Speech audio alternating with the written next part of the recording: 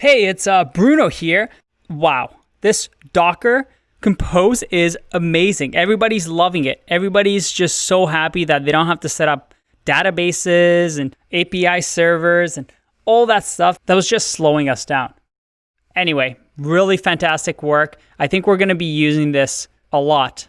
And I hope to share this with other teams in our company as well because, well, it's just so good. Anyway, appreciate it. I think you need some rest though. Go home, take a break, and I'll see you tomorrow. Whew! That was another full section that really taught us about Docker and containers. And let's pause for a second. You may be asking yourself, why do we need this again? It looks like we're creating more headache for us. But you see, there's a big problem beyond just the hassle of setting up Postgres and Node and all these other tools to get our environment set up.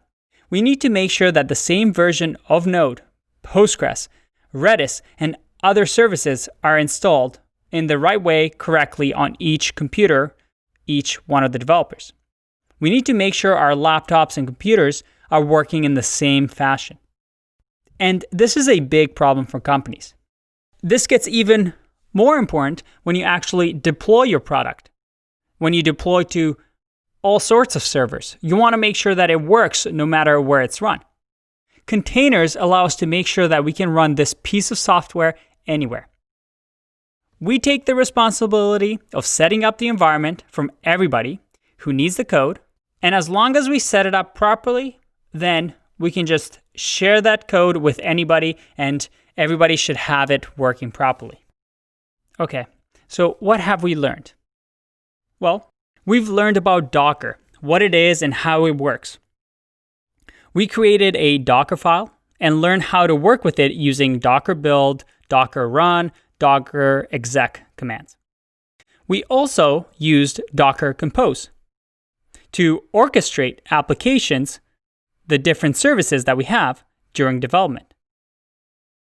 And now we're able to run our distributed application that can be run anywhere from just one single command. We used commands like Docker Compose build and Docker Compose up to orchestrate our application services.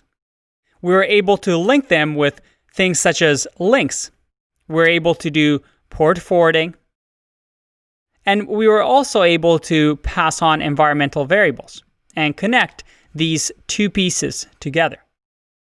Finally, we did some fun things with SQL so that when we actually run the command, we're able to, in our Docker file, run our deploy schema so that everything runs smoothly. And as soon as we run that command, new tables are created for us to use. Without Docker, our developers would have had to install and configure each service, kind of like we did in the previous section. You see, now we have this beautiful environment for us to work in.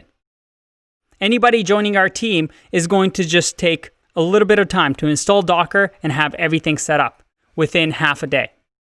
This makes bosses very, very happy. But we also learned that with Docker, we can really improve our production builds as well. We can just add containers to anything that we want, wrap single services in containers, and because they can run pretty much anywhere, we can just keep duplicating them, and have this architecture where we have small, tiny services running in different locations, all connected with each other, but not having to worry about managing everything together in one location. All right, I think we need a break after that one. I hope you had fun. Docker is really, really exciting, and we're going to be using it for the next parts of the course. I hope you had fun, and I'll see you in the next section. Bye-bye.